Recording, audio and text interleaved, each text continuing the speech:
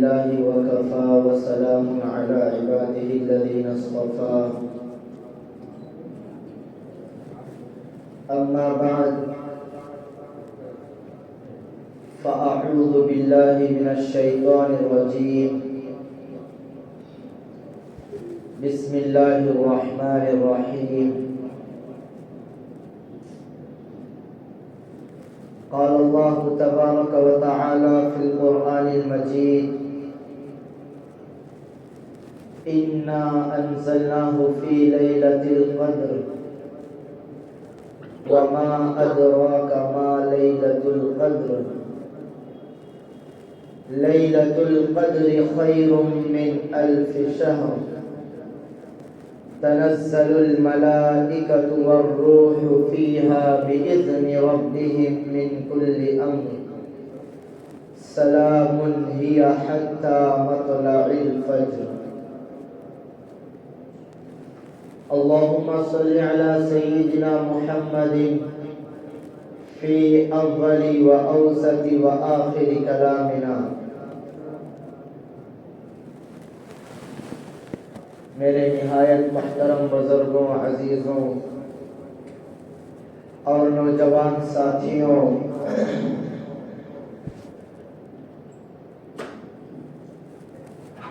اللہ تبارک و تعالیٰ کا بے انتہا فضل و کرم ہوا کہ اس رب کائنات نے اس پروردگار عالم نے ہم سبوں کی زندگیوں میں ایک مرتبہ پھر رمضان المبارک کا بابرکت مہینہ نصیب فرمایا ہے. رمضان المبارک کا جو مہینہ ہے یہ اس قدر برکتوں والا، رحمتوں والا اور فضیلتوں والا مہینہ ہے کہ اس کا اندازہ کہ رمضان المبارک کی کیا قدر کرنی چاہیے، رمضان المبارک کی اہمیت کیا ہے، رمضان المبارک کس طرح گزارنا چاہیے، اس کا اندازہ ہمارے دلوں میں نہیں ہے اور ہمارے نزدیک رمضان المبارک کی اہمیت بھی نہیں ہے. ہمارے نزدیک کس کی اہمیت ہے؟ مال و دولت کی اہمیت ہے. ہمارے جیب میں 10,000 روپیہ رکھا ہوا ہے، اس کی اہمیت ہمارے دل میں بیٹھی ہوئی ہے. ہمارے نام پر جائیداد ہے، اس کے کاغذات کی اور اس جائیداد کی اہمیت ہمارے دلوں میں ہے.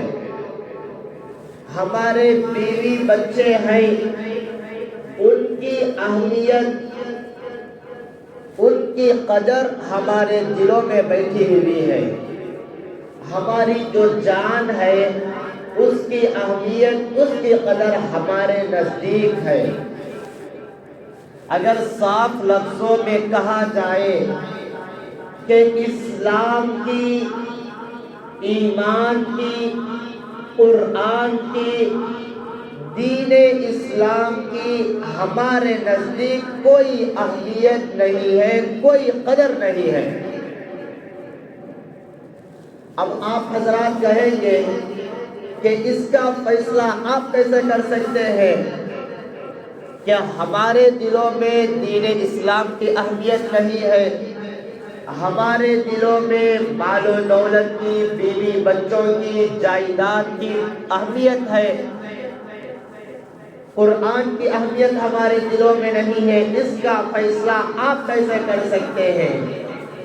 تو میرے بھائیوں، اس کا صاف جواب یہی ہے کہ ہم مسجدوں کو دیکھ کر فیصلہ کر سکتے ہیں. کہ ہمارے مسلمانوں کے دلوں میں نمازوں کی اہمیت کتنی ہے۔ مسجدوں میں جو قرآن شریف الماریوں میں رکھا ہوا ہے، اس کو دیکھ کر ہم فیصلہ کر سکتے ہیں کہ قرآن کی کتنی قدر ہمارے دلوں میں بیٹھی ہوئی ہے۔ اور ہمارے گھروں میں جو جہیز میں قرآن شریف دیا جاتا ہے، اور گھر بدلتے وقت، نیا گھر کرائے پہ لیتے وقت یا گھر بنواتے وقت جو سب سے پہلے چیز قرآن شریف کو پہنچایا جاتا ہے، اس کا حال دیکھ کر صاف بتایا جا سکتا ہے کہ ہمارے دلوں میں قرآن کریم کی اہمیت نہیں ہے۔ دیکھیے مساجد میں جو قرآن شریف رکھا ہوا ہے، اس کے اوپر کتنی دھول چڑھی ہوئی ہے۔ ہمارے گھروں کے الماریوں میں جو قرآن شریف رکھا ہوا ہے، اس کا حال دیکھ لیجئے۔ اور ہمارے گھر کا دین کا ماحول دیکھ لیجئے۔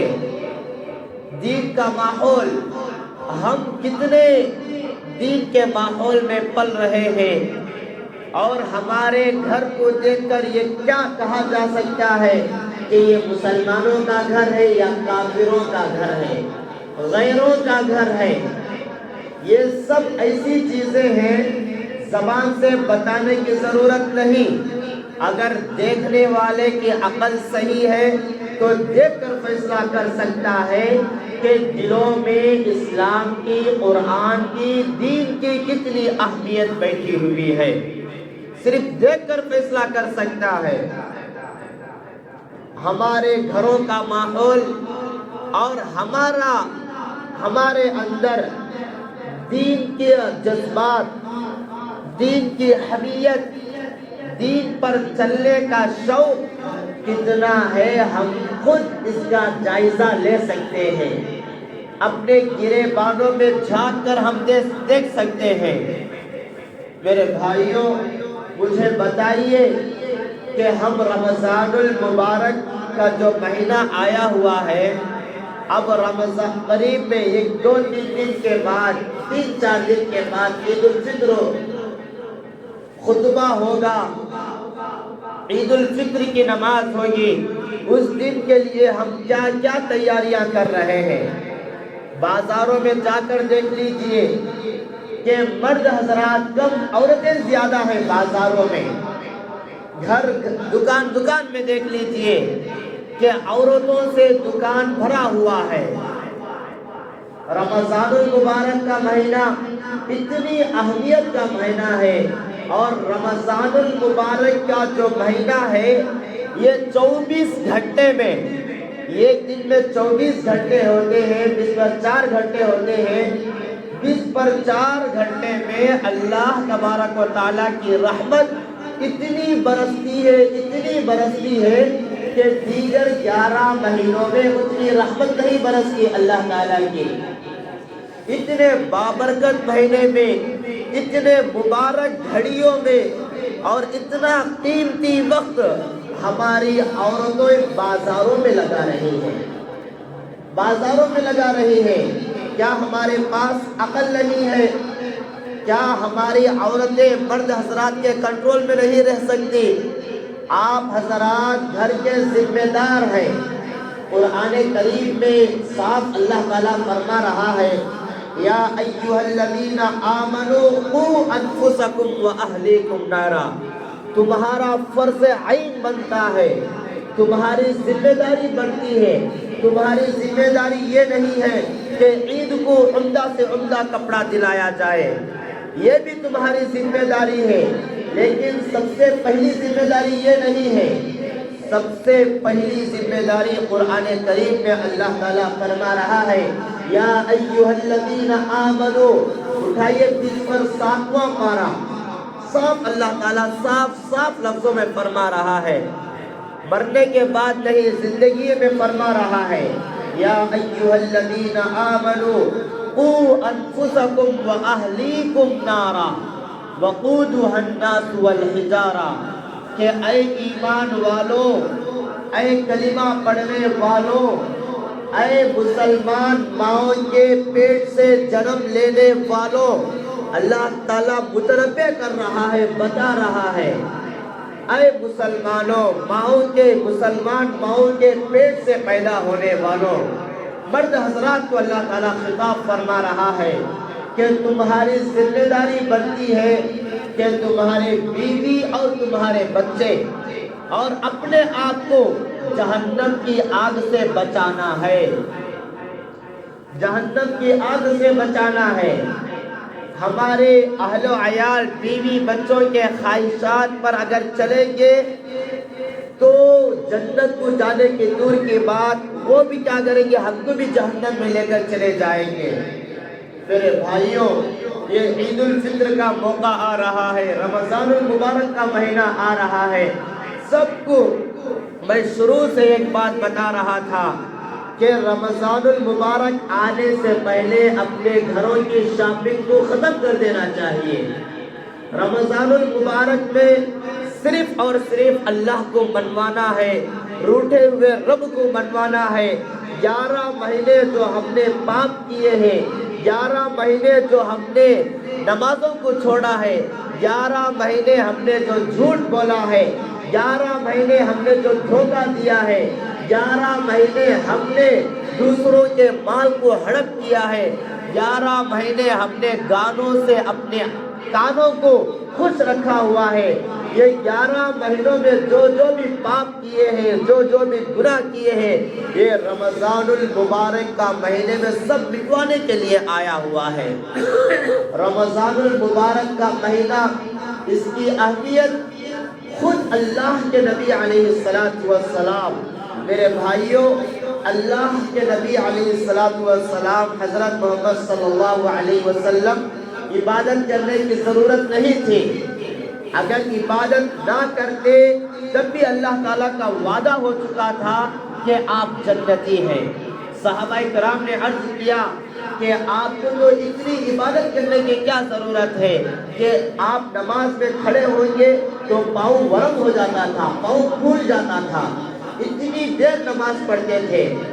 اگر آپ رکوع کرتے تو کئی گھنٹے رکوع میں گزار دیتے تھے، اگر آپ سجدہ کرتے تو کئی گھنٹے سجدے میں گزار دیتے تھے، اگر آپ ہاتھ اٹھا کر اللہ سے مانگنے کے لیے بیٹھ جاتے تو نہ رات کا پتہ چلتا، نہ دن کا پتہ چلتا، نہ گھنٹے کا پتہ چلتا، نہ گھر کا ماحول کا پتہ چلتا، نہ معاشرے کا پتہ چلتا تھا۔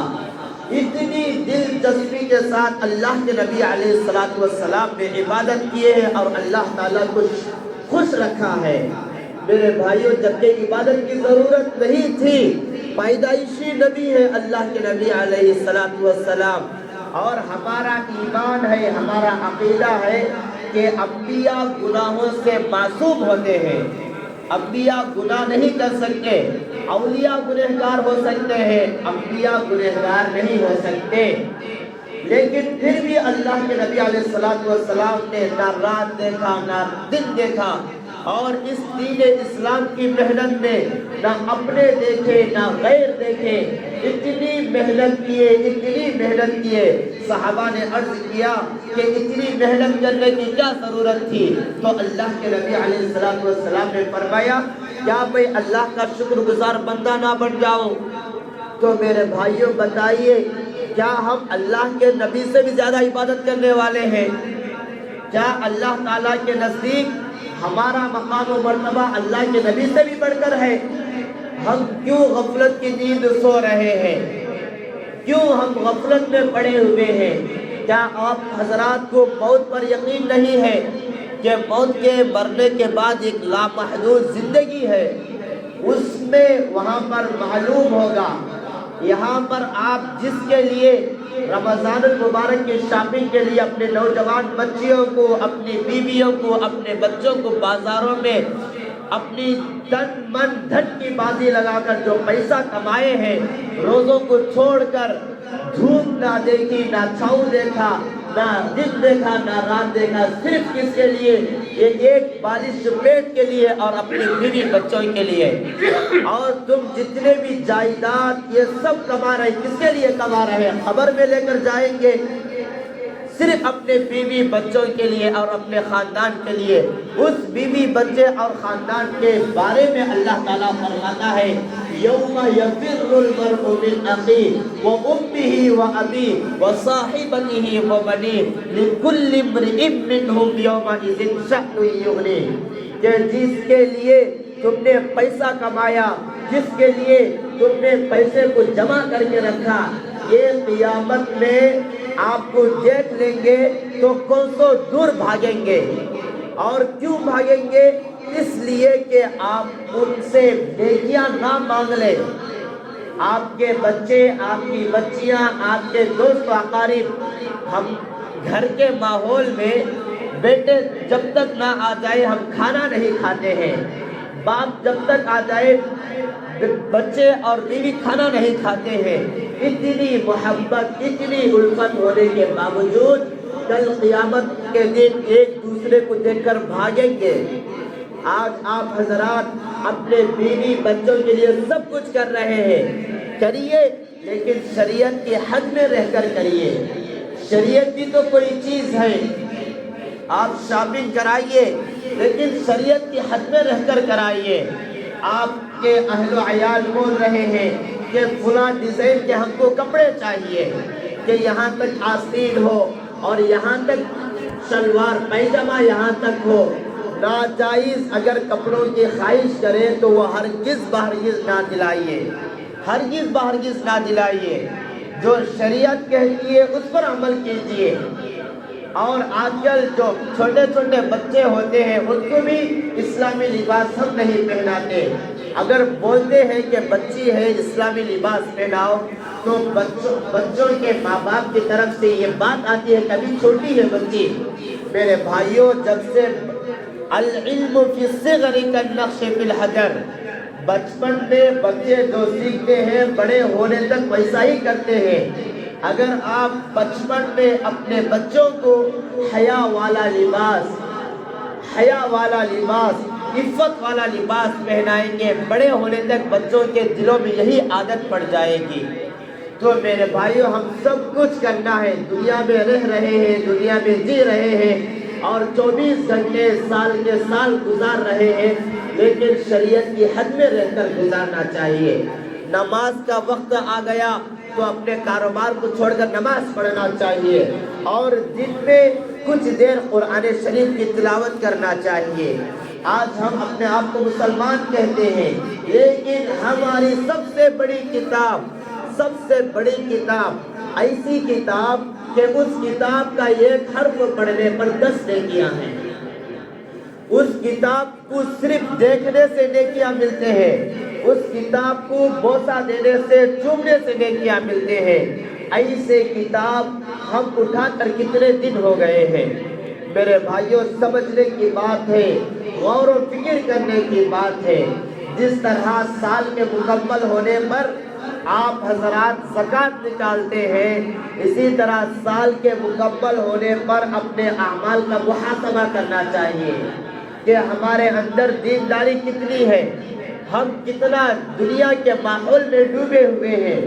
یہ جو دنیا رنگین برنگین دکھائی دے رہی ہے، اس کے بارے میں اللہ تعالیٰ فرما رہا ہے اعلموا انما الحیاۃ الدنیا لعب ولہو وزینہ وتفاخر بینکم وتکاثر فی الاموال والاولاد۔ یہ جو دنیا دکھائی دے رہی ہے یہ صرف اور صرف کھیل کود دھوکہ، اس کے علاوہ اور کچھ نہیں ہے، صرف کھیل کود اور دھوکہ ہے۔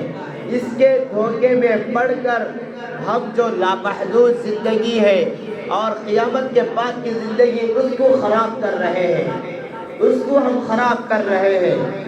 اس لیے جہاں تک ہو سکے اپنے آپ کو اور اپنے بیوی بچوں کو جہنم کی آگ سے بچانے کی کوشش کریں۔ جو جو ناجائز کام ہے وہ سب چھوڑنے کی عادت خود بھی ڈالے اور اپنے بیوی بچوں کو بھی ڈالے۔ حدیث شریف میں آتا ہے، اگر ہم دنیا کے ماحول میں دیکھ لیجئے، ایک دکان کا اونر ہوتا ہے اور ایک اس اونر کے نیچے کام کرنے والے ہوتے ہیں۔ اگر وہ گاؤں کو چلا گیا تو شام کو آنے کے بعد حساب لیتا ہے کہ فلاں چیز بکی ہے، فلاں چیز نہیں ہے، وہ کیا ہو گئی۔ اگر آپ کسی ایک بکریاں چرانے والے کو رکھ لیے اور اس کو 50 بکریاں دے کر صبح بھیج دیے کہ چرا کے لے کر آؤ، جب شام کو واپس آئے گا تو حساب لیں گے کہ 50 بکریاں میں نے دیا تھا کہ اس میں تو 39 بکریاں ہیں، 45 بکریاں ہیں، کیا ہوئی ہے۔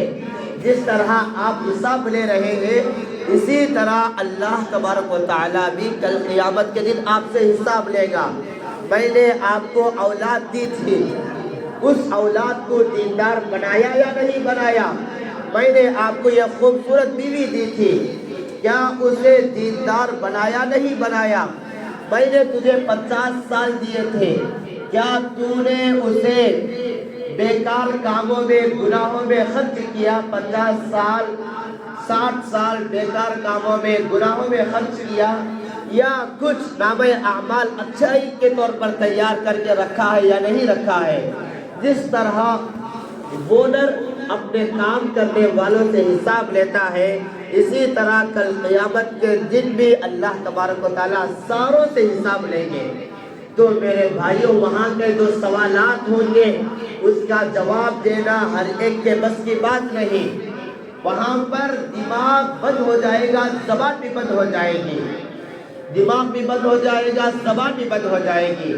آپ کو جو 60 سال اللہ تعالیٰ نے دیا ہے، 60 سال میں جو بھی آپ کیے ہیں، رات کے اندھیرے میں ہو، دن کے اجالے میں ہو، بیڈ روم کے اندر ہو یا بیڈ روم کے باہر ہو، مسجد کے اندر ہو، مسجد کے باہر ہو، عام آدمیوں کے درمیان میں ہو یا الگ میں ہو، جو بھی کر رہے ہیں میرے بھائیوں، رتی رتی کا حساب ہوگا، رتی رتی کا حساب ہوگا۔ صاحب اللہ تعالیٰ قرآن شریف میں فرما رہا ہے، لا یغادر صغیرۃ ولا کبیرۃ الا احصاها، کہ وہاں پر نہ چھوٹی چیز چھوڑی جائے گی نہ بڑی چیز چھوڑی جائے گی۔ چھوٹی کی چھوٹی چیز بھی لکھی ہوئی ہوگی ڈائری میں۔ ہم جیسا حساب و کتاب مکمل محفوظ کرتے ہیں، ہمارے نامہ اعمال محفوظ کرنے کے واسطے فرشتے تیار ہیں۔ ہم جو زبان سے بول رہے ہیں اس کو بھی نوٹ کر رہے ہیں۔ ما يلفظ من قول الا لديه رقیب عتید۔ صاحب اللہ تعالیٰ فرما رہا ہے کہ آپ اپنے دکان میں اپنے کام کرنے والوں کو جو گالیاں دے رہے ہیں، آج کل یہ رواج بڑھ گیا ہے کہ ہم دکان میں 2-3 کام کرنے والے ہوتے ہیں، ان کو منہ کھولے تو گالیاں، منہ کھولے تو گالیاں۔ میرے بھائیوں، ایک ایک گالی کا حساب وہاں پر بھاری پڑ جائے گا، ایک ایک گالی نوٹ ہوگی۔ کیا آپ کو اللہ تعالیٰ نے پیاری زبان نہیں دی؟ اس زبان کی قدر ہمارے دلوں میں نہیں ہے۔ میں آپ کو بتاتا چلوں کہ جب بچہ پیدا ہوتا ہے، ماں کے پیٹ میں ہوتا ہے، تو بچے کی غذا کیا ہوتی ہے؟ جب بچہ، چھوٹا بچہ ماں کے پیٹ میں ہوتا ہے تو اس وقت بچے کی غذا کیا ہوتی ہے؟ بچے کی غذا، بچے کا کھانا ماں کا خون ہوتا ہے۔ ماں کا خون بچہ کھاتا ہے، پیتا ہے، اسی سے زندہ رہتا ہے۔ اور وہ خون بچے کے ماں کے پیٹ سے بچے کے پیٹ میں کیسا پہنچتا ہے؟ زبان کے ذریعے سے پہنچتا ہے، زبان کے ذریعے سے نہیں پہنچتا۔ ماں کے پیٹ سے بچے کے پیٹ میں جو خون پہنچتا ہے وہ ناف کے ذریعے سے پہنچتا ہے۔ یہ جو بمبئی یہاں پر ہے اس کے ذریعے سے خون پہنچتا ہے۔ تو میرے بھائیوں، اللہ تعالیٰ کا نظام کس قدر کتنا پیارا نظام ہے۔ دیکھیے کہ اللہ تعالیٰ اگر چاہتا تو اس خون کو زبان کے ذریعے سے بھی پہنچا سکتا تھا۔ دنیا میں آنے کے بعد ہم کس سے کھا رہے ہیں؟ زبان سے کھا رہے ہیں یا ناف سے کھا رہے ہیں؟ ہم زبان سے کھا رہے ہیں، لیکن وہی بچہ ماں کے پیٹ میں ہونے کے بعد زبان سے نہیں بلکہ ناف کے ذریعے سے خون پہنچتا ہے۔ یہ کیوں پہنچتا ہے؟ میں بتاتا ہوں کہ خون جو ہمارے جسم کے اندر ہے یہ ناپاک چیز ہے. جیسا سور کا گوشت ناپاک ہے، کتے کا گوشت ناپاک ہے، یہ جیسا حرام ہے کھانا، سور اور کتے کا گوشت کھانا، خنزیر کا گوشت کھانا، برے جانور کا گوشت کھانا حرام ہے، اسی طرح خون کو کھانا بھی حرام ہے.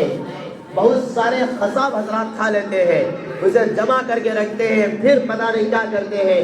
لیکن صاف شریعت مطہرہ میں مسئلہ ہے کہ خون اسلام میں ہمارے نزدیک ناپاک ہے، اسے بیچنا جائز نہیں ہے، اسے خریدنا جائز نہیں ہے.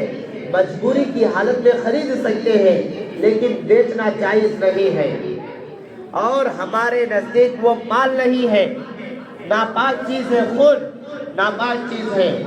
اللہ تعالیٰ نے یہ سوچ رکھا ہے کہ ناپاک چیز کو میں پاک چیز جو زبان ہے یہ پاک چیز ہے، ناپاک چیز کو پاک چیز کے ذریعے سے کیسا اندر داخل کرو. تو میرے بھائیوں، زبان کے بارے میں اللہ تعالیٰ نے اتنا سوچا ہے، اتنا خیال کر کے پاک رکھا ہے زبان کو، لیکن دنیا میں آنے کے بعد ہم اس پاک زبان کو ناپاک کر دیتے ہیں. اس پاک زبان سے ماں بہن کی گالیاں دیتے ہیں. اور احادیث میں آتا ہے یہ جو امت گری ہوئی ہے، یہ امت کے اوپر جو پریشانیاں آ رہی ہیں، یہ اللہ تعالیٰ کی نظروں میں جو گری ہوئی ہے یہ گالیاں دینے کی وجہ سے گر گئی ہے. گالیاں دینے کی وجہ سے اللہ تعالیٰ کی نظر سے گر گئی ہے. اگر آپ حضرات گالیاں دیں گے تو اللہ تعالیٰ کی رحمت کی نظر آپ حضرات کے اوپر نہیں پڑے گی، تو پھر ہمارے دکانوں میں برکت کہاں سے آئے گی؟ ایک نہیں، چار نہیں، 10 قرآن خانہ کرا لو تب بھی برکت نہیں آئے گی.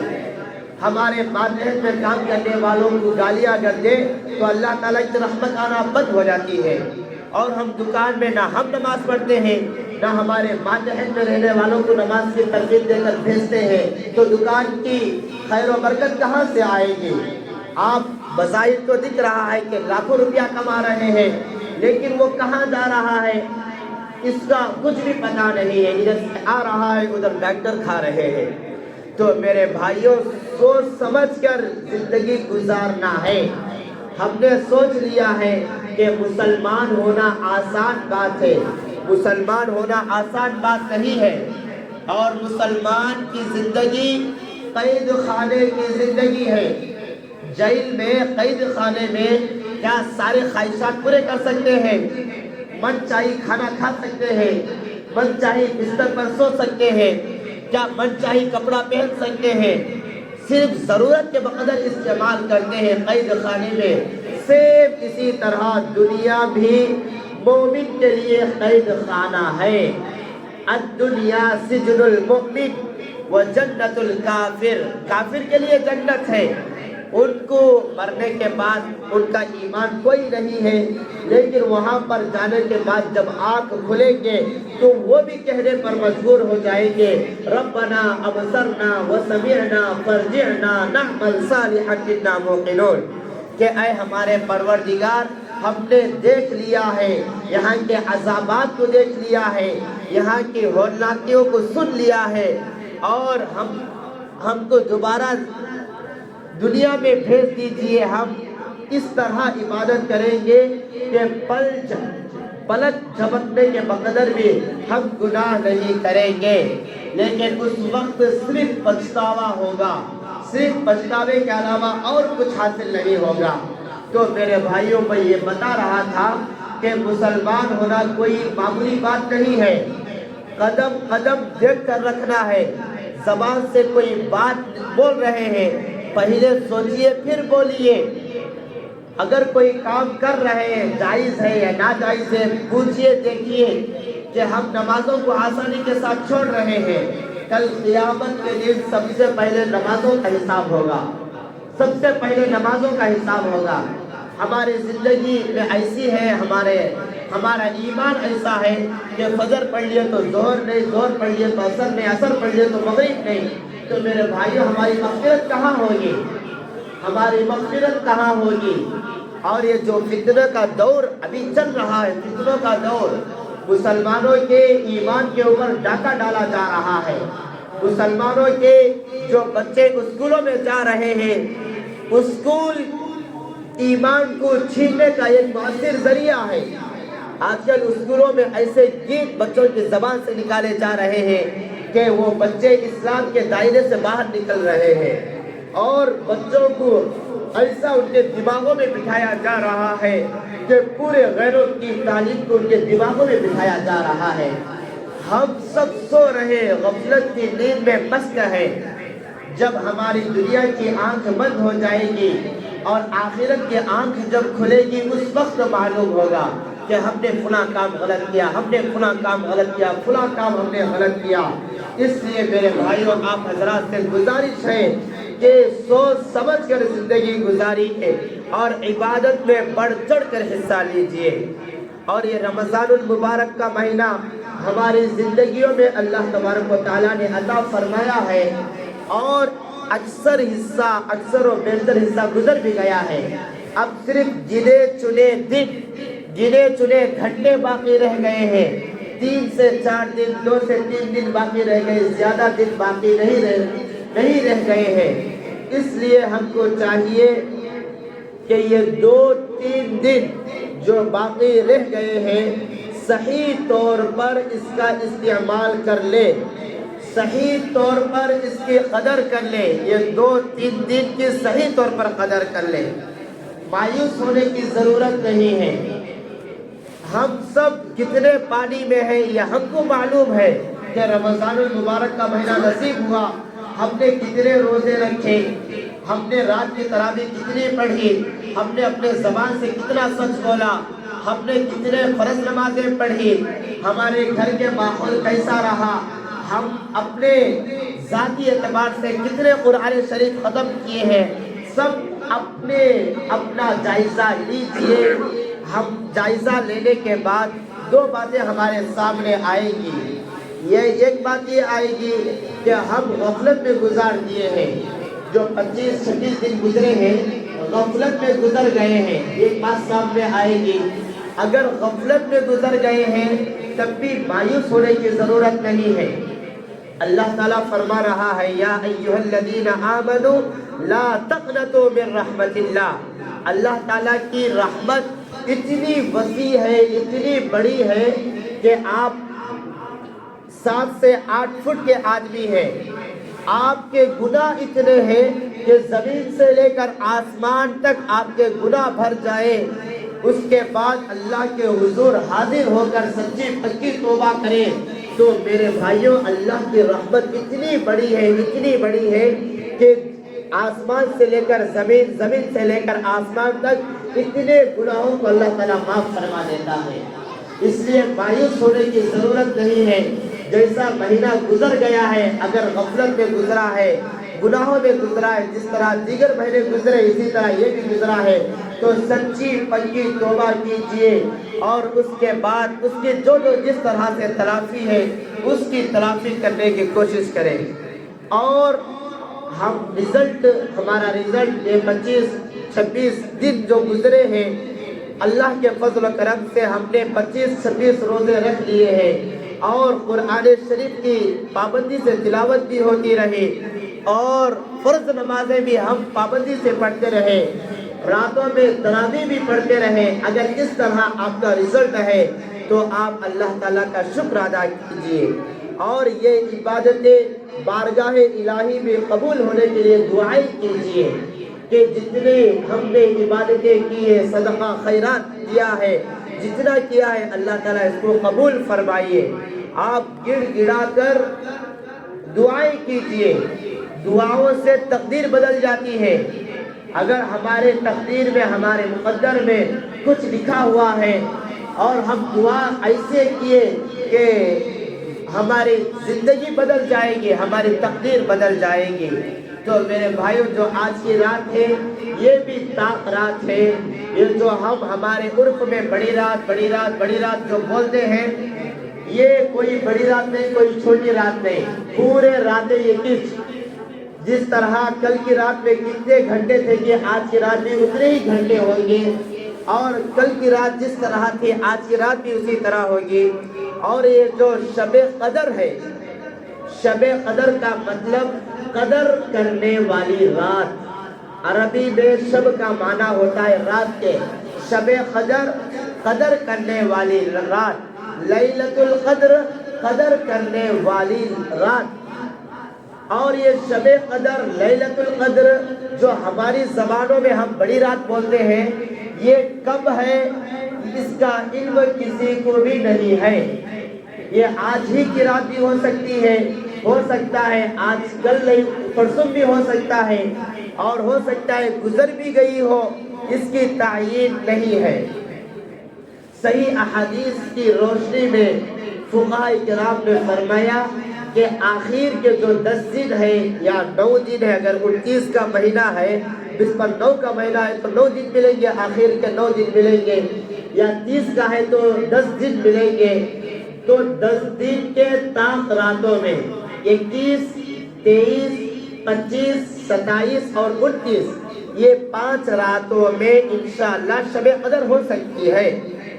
اور مفسرین کا کہنا ہے کہ ہر سال ایک ہی رات نہیں رہے گی، بلکہ اگر کوئی سال 21 میں شب قدر آئے گی تو دوسرے سال بدلتی رہتی ہے۔ تو میرے بھائیوں، اللہ کے نبی علیہ السلام کے زمانے میں جب اللہ تعالیٰ صرف یہ فرمایا کہ شب قدر ہے، لیلۃ القدر ہے، قدر کرنے والی رات ہے، تو اس رات کو پانے کے لیے اللہ کے نبی علیہ السلام نے پورے مہینے کا اعتکاف کیا ہے، پورے مہینے کا اعتکاف کیا ہے۔ پورے مہینے کا اعتکاف کیوں کیا؟ اس لیے کہ شب قدر کو پانا ہے، لیلۃ القدر کو پانا ہے۔ شروع کے 20 دن اعتکاف کے مکمل ہونے کے بعد اللہ کے نبی علیہ السلام کو حضرت جبریل امین نے بتایا کہ شروع کے 20 دن میں شب قدر نہیں ہے، بڑی رات نہیں ہے، شروع کے 20 دن میں، لہٰذا آپ آخر کے 10 دن کا اعتکاف کیجئے، اس میں انشاءاللہ شب قدر ہوگی۔ تو اللہ کے نبی علیہ السلام کے ساتھ جو صحابہ کرام بیٹھے ہوئے تھے اعتکاف میں، اللہ کے نبی علیہ السلام نے ان صحابہ سے فرمایا کہ آپ حضرات جس طرح شروع کے 20 دن اعتکاف کیے ہیں، آخر کے 10 دن بھی اعتکاف کر لیجئے، اسی میں شب قدر ہے، لیلۃ القدر ہے۔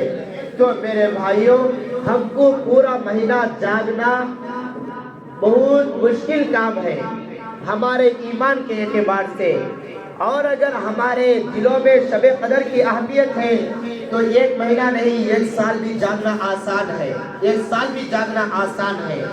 لیکن ہمارے دلوں میں ایمان تازہ نہیں ہے، ہمارے دلوں میں ایمان کی اہمیت اتنی نہیں ہے، اور ہمارے دلوں میں صرف پیسے کی اہمیت ہے۔ میں مثال کے طور پر آپ کو سمجھاتا ہوں کہ آپ کو اگر کوئی بندہ یہ کہہ دے کہ پورا مہینہ جاگیں گے تو لاکھ روپے ملیں گے، پورا مہینہ جاگیں گے تو لاکھ روپے ملیں گے، تو ہر ایک یہ کوشش کرے گا کہ پورا مہینہ میں جاگ سکوں، اس لیے کہ جو پیسہ دنیا میں چل رہا ہے اور ہمارے آنکھوں کے سامنے اس کی قیمت ہے، اس کی اہمیت ہے، تو اس کی اہمیت ہمارے دلوں میں ہے، اور جو عبادت کرنے پر ثواب ملتا ہے، نیکیاں ملتی ہے، اور جو اللہ تعالیٰ خوش ہوتا ہے، ہمارے نامہ اعمال تیار ہوتے ہیں، یہ ہمارے آنکھوں کے سامنے نہیں ہے، اس لیے اس کی قدر بھی ہمارے سامنے نہیں ہے، اس کی اہمیت بھی ہمارے سامنے نہیں ہے۔ اس لیے پورا مہینہ جاننا بہت مشکل ہے، اس لیے آخر کے 10 دنوں میں جاگنا آسان ہے۔ اگر کسی بندے کو آخر کے 10 دنوں میں جاگنا مشکل ہے تو صرف 5 راتوں میں جاگ لیا کرے، 21ویں رات، 23ویں رات، 25ویں رات، 27ویں، 29ویں، یہ 5 راتوں کو جاگ لیں گے تو میرے بھائیوں انشاءاللہ ہو سکتا ہے کہ وہ رات آپ حضرات کے حصے میں آ جائے گی، آپ کو مل جائے گی۔ اور اس رات کی فضیلت کیا ہے؟ اس رات کے بارے میں قرآن کریم میں مکمل ایک سورت اتری ہوئی ہے، مکمل ایک سورت ہے قرآن کریم میں۔ اس سے آپ حضرات خود اندازہ کر لیجئے کہ اس رات کی کتنی اہمیت ہوگی کہ جس کے بارے میں مکمل ایک سورت اتری ہوئی ہے، سورۃ القدر کے نام سے اتری ہوئی ہے۔ میں آپ حضرات کے سامنے اس کی تفسیر کر کے بات کو ختم کرتا ہوں۔ سورۃ القدر میں یہ 30ویں پارے میں یہ سورت ہے، آپ حضرات پڑھ سکتے ہیں، اس کا ترجمہ دیکھ سکتے ہیں، تفسیر دیکھ سکتے ہیں۔ ہم کو جھوٹے اخبارات پڑھنے کے لیے وقت نہیں ہے، ہم کو لڑائی جھگڑے کرنے کے لیے ہمارے پاس وقت نہیں ہے، ہم کو گالیاں دینے کے لیے ہمارے پاس وقت نہیں ہے۔ میرے بھائیوں، یہاں رک کر میں ایک بات بتاتا ہوں، یہ جو شب قدر یہ کیوں معلوم نہیں ہے؟ آپ حضرات کو معلوم ہے؟ اللہ تعالیٰ اگر چاہتا تو بتا سکتا تھا کہ 27ویں رات کو شب قدر ہے، 21ویں رات کو شب قدر ہے، یہ کیوں چھپا کے رکھا ہے؟ اللہ کے نبی علیہ السلام نے فرمایا کہ شب قدر کس رات کو ہے یہ اللہ تعالیٰ نے مجھے بتلایا، لیکن میں لوگوں کو بتلانے کے لیے، صحابہ کو بولنے کے لیے میں جب گھر سے باہر نکلا تو میں نے دیکھا کہ دو آدمی آپس میں لڑ رہے ہیں، دو آدمی آپس میں جھگڑا کر رہے ہیں۔ صرف اور صرف اس جھگڑے کی وجہ سے یہ شب قدر کس رات میں ہے یہ اللہ کے نبی کے ذہن سے بھلا دیا گیا۔ صرف آپس کے لڑنے کی وجہ سے شب قدر کی تعین اٹھا لی گئی۔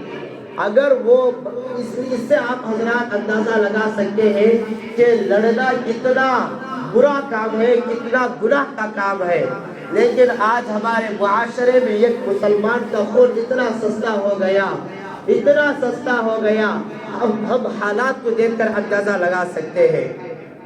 تو میرے بھائیوں، صاف صاف اللہ تعالیٰ قرآن میں فرما رہا ہے اِنَّا أَنزَلْنَاهُ فِي لَيْلَةِ الْقَدْرِ، یہ جو قرآن کریم یہ اللہ تعالیٰ لیلۃ القدر میں اتارا ہے۔ وہ جو ایک رات ہے، جو 5 راتوں میں سے ایک رات ہے، اس رات میں قرآن کریم کو اللہ تعالیٰ اتارا ہے۔ اس سے بھی ہم کو معلوم ہو سکتا ہے کہ لیلۃ القدر کتنی اہمیت کی چیز ہے۔ اس رات میں قرآن شریف کو اتارا ہے۔ وَمَا أَدْرَاكَ مَا لَيْلَةُ الْقَدْرِ، اللہ تعالیٰ آگے فرما رہے ہیں آپ کو معلوم ہے، کیا آپ جانتے ہیں کہ لیلۃ القدر کیا چیز ہے؟ جو شب قدر ہم کہتے ہیں، جو بڑی رات ہم کہتے ہیں، اس کے پابندی کے ساتھ نہا دھو کر مسجدوں کو آتے ہیں، وہ رات کیا چیز ہے آپ حضرات کو معلوم ہے؟ تو اللہ تعالیٰ سوال کر رہے ہیں، پھر آگے فرما رہے ہیں لیلۃ القدر خیر من الف شہر، یہ جو لیلۃ القدر ہے، بڑی رات ہے، یہ شب قدر جو رات ہے یہ 1000 مہینوں سے افضل ہے، بہتر ہے، 1000 مہینوں سے افضل ہے۔ اس کی تفسیر سن لیجئے، 1000 مہینے اگر حساب کریں گے تو 80 پر 3 مہینے 80 پر 3 سال 4 مہینے بیٹھتے ہیں۔ یہ لیلۃ القدر خیر من الف شہر، اللہ تعالیٰ فرما رہا ہے اگر اس ایک رات میں اگر آپ حضرات عبادت کر لیں گے تو 80 پر 3 سال عبادت کرنے کے برابر آپ کو ثواب ملے گا، اس سے بھی زیادہ ملے گا۔ یہ صرف ہم کو سمجھانے کے لیے بتائے ہیں، 1000 مہینے صرف ہم کو سمجھانے کے لیے۔ اور عربی میں جو لیلۃ القدر خیر کا لفظ جو آیا ہے یہ 19-20 کے فرق کو بتانے کے لیے نہیں آئے گا، بلکہ یہ زمین آسمان کے فرق کو بتانے کے لیے آتا ہے۔ تو میرے بھائیوں، اس سے کئی گنا زیادہ، 100 گنا زیادہ اللہ تعالیٰ عبادت کا ثواب دیں گے اگر اس رات میں عبادت کریں گے تو میرے بھائیوں، یہ رات بہت اہمیت کے حامل رات ہے۔ لیلۃ القدر خیر من الف شہر، اور تنزل الملائکۃ والروح فیہا، اس رات میں کیا ہوتا ہے؟ معلوم ہے کہ اس رات میں آسمان دنیا سے حضرت جبرائیل امین آسمان سے اترتے ہیں اور اپنے ساتھ ایک فرشتوں کا گروپ، ایک فرشتوں کی جماعت کو لے کر زمین پر اترتے ہیں۔ زمین پر اترنے کے بعد فرشتوں سے بول دیتے ہیں، فرما دیتے ہیں کہ جائیے، جا کر زمین پر پھیل جائیے۔ زمین پر پھیلنے کے بعد جو بھی بندہ عبادت کر رہا ہے اس کی عبادت پر آمین کہیے۔ اگر کوئی بندہ دعا کر رہا ہے تو اس کی دعا پر آمین کہیے۔ اگر کوئی بندہ ذکر و اذکار کر رہا ہے تو اس کے ذکر و اذکار پر آمین کہیے۔ لیلۃ القدر خیر من الف شہر تنزل الملائکۃ والروح فیہا بإذن ربہم من کل امر، کہ اللہ تعالیٰ کے حکم سے فرشتے حضرت جبریل امین اپنے ساتھ جماعت، فرشتوں کی جماعت کو لے کر آتے ہیں، اور ہر مومن بندہ جو نماز میں مشغول ہے، دعا میں مشغول ہے، عبادتوں میں لگا ہوا ہے، اس کی دعاؤں پر آمین کہیں گے۔ سلام ہی حتی مطلع الفجر، اور یہ جو لیلۃ القدر ہے یہ غروب آفتاب سے لے کر صبح صادق تک رہے گا۔ یہ جو عبادت کی گھڑیاں ہیں اور مقبولیت کی گھڑیاں ہیں، جو وقت ہے، یہ رات کے 9 بجے سے 12 بجے تک، 12 بجے سے 3 بجے تک، 3 بجے سے 4 بجے تک، یہ متعین نہیں ہے بلکہ مکمل رات کا حصہ ہے۔ جب سے سورج غروب ہوا ہے اس وقت سے سورج طلوع ہونے تک۔ تو میرے بھائیوں، جہاں تک ہو سکے آج کی رات عبادت کرنے کی کوشش کریں، لڑائیاں جھگڑے ختم کر دیجئے۔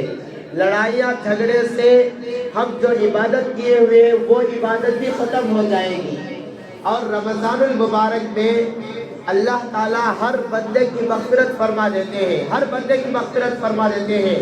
صحیح حدیث کی روشنی میں یہ بات عرض کرتا ہوں کہ ہر دن افطاری کے وقت ہم افطاری جب کرتے ہیں اس وقت ہر دن 10 لاکھ گنہگاروں کی مغفرت ہوتی ہے۔ ہر دن 10 لاکھ گنہگاروں کی مغفرت ہوتی ہے۔ اور حدیث شریف میں ہے کہ رمضان المبارک کے آخر کی رات، رمضان المبارک کی آخر کی رات شروع سے لے کر آخر تک جتنے 10 لاکھ آدمیوں کی مغفرت ہوئی تھی، ہر دن 10 لاکھ جتنے لوگوں کی مغفرت ہوئی تھی، آخری رات میں صرف اس ایک رات میں اتنے لوگوں کو اللہ تعالیٰ مغفرت فرما دیتے ہیں۔ تو میرے بھائیوں، یہ مبارک گھڑیاں، یہ رحمت والا، برکت والا مہینہ ہم کو ملا ہے، اس کی ہم قدر کرنا چاہیے۔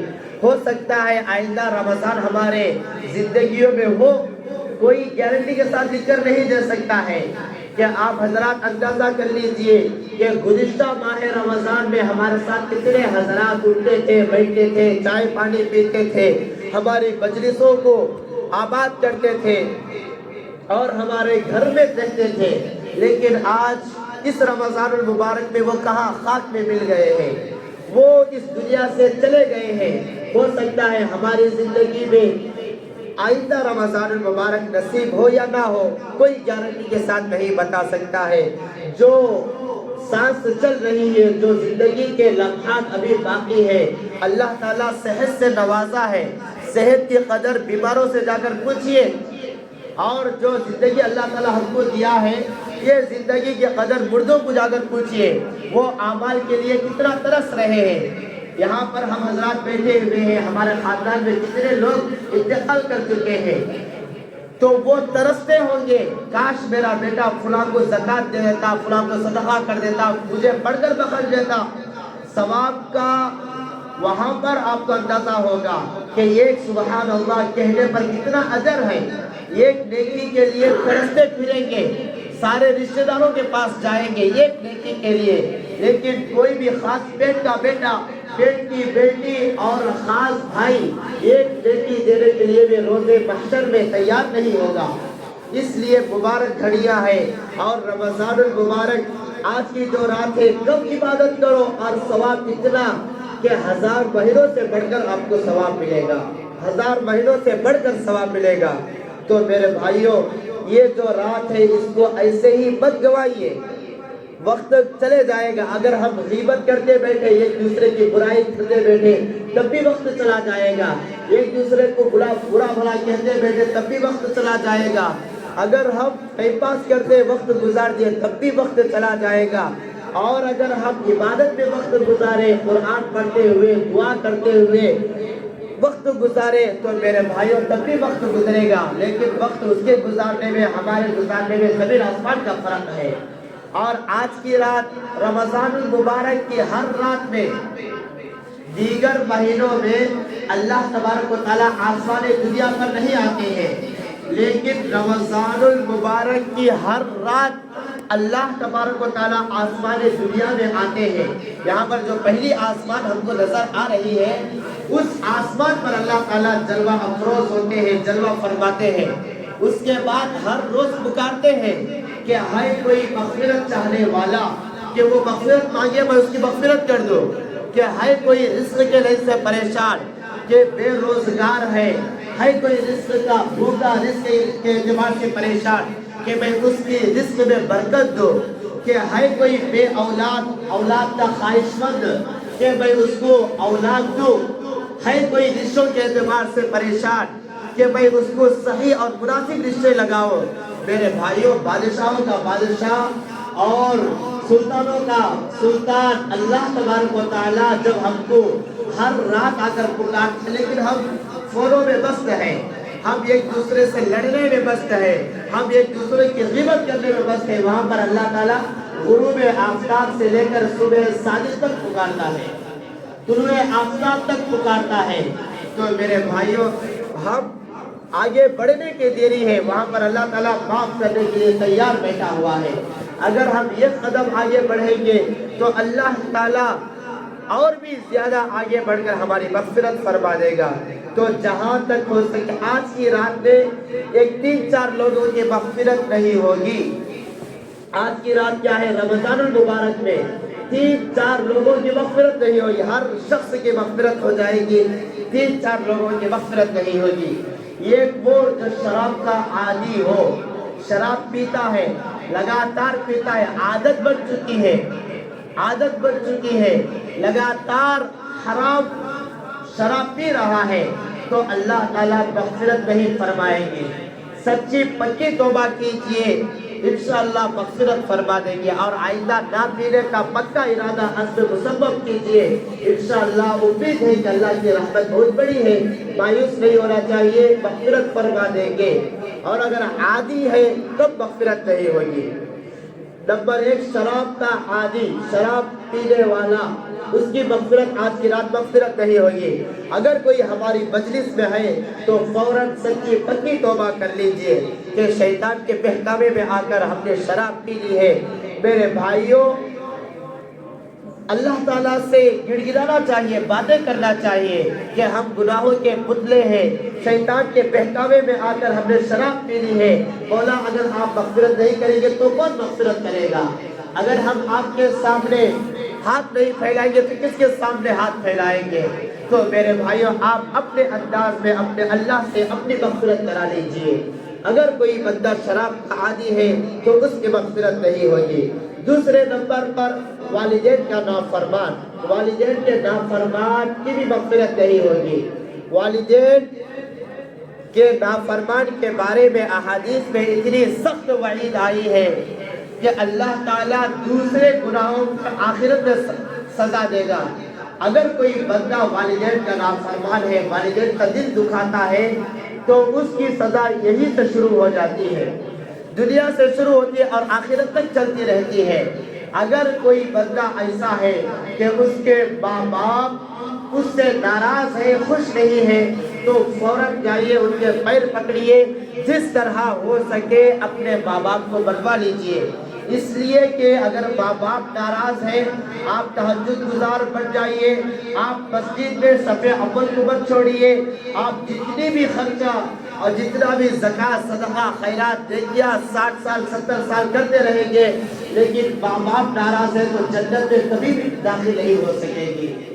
اس لیے کہ ماں باپ ہی ہماری جنت ہے, ماں باپ ہمارے جہنم ہے. ہما جنت کا ونار کا, صاحب اللہ کے نبی علیہ السلام نے فرمایا وہ دونوں تمہاری جنت ہے، وہ دونوں تمہارے دوزخ ہے، اگر ان کو راضی کر لیں گے تو جنت میں چلے جائیں گے، اگر ان کو ناراض کریں گے تو جہنم میں چلے جائیں گے۔ الجنت تحت اقدام الامہات، کہ جنت کہاں ہے؟ ہمارے پاؤں کے قدموں کے نیچے ہے، اور جنت باب الوالد اوسط من ابواب الجنہ، جو ہمارے والد صاحب ہے، جو ہمارے باپ ہے، وہ جنت کا دروازہ ہے۔ میرے بھائیوں، ان کو راضی کیے بغیر، ان کو ناراض کر کے ہم جنت کے حقدار نہیں ہو سکتے۔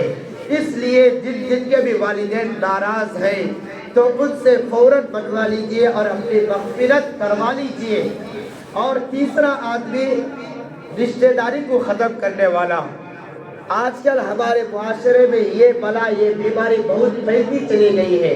رشتہ داری کو آج کل بھائی سے بات نہیں کر رہا ہے، بھائی کے دل میں بھائی کی محبت نہیں ہے، بھائی کے دل میں بہن کی محبت نہیں ہے، ماں باپ کے دل میں بچوں کی محبت نہیں ہے، بچوں کے دل میں ماں باپ کی محبت نہیں ہے، بھتیجے کے دل میں چچا کی محبت نہیں ہے، چچا کے دل میں بھتیجے کی محبت نہیں ہے۔ یہ ایک دوسرے کے خون کے پیاسے ہو رہے ہیں، یہ ایک دوسرے خون کے ساڑو آپس میں لڑائی کر رہے ہیں، جھگڑے کر رہے ہیں، یہ ایک دوسرے خون کے پیاسے ہو کر پھر رہے ہیں۔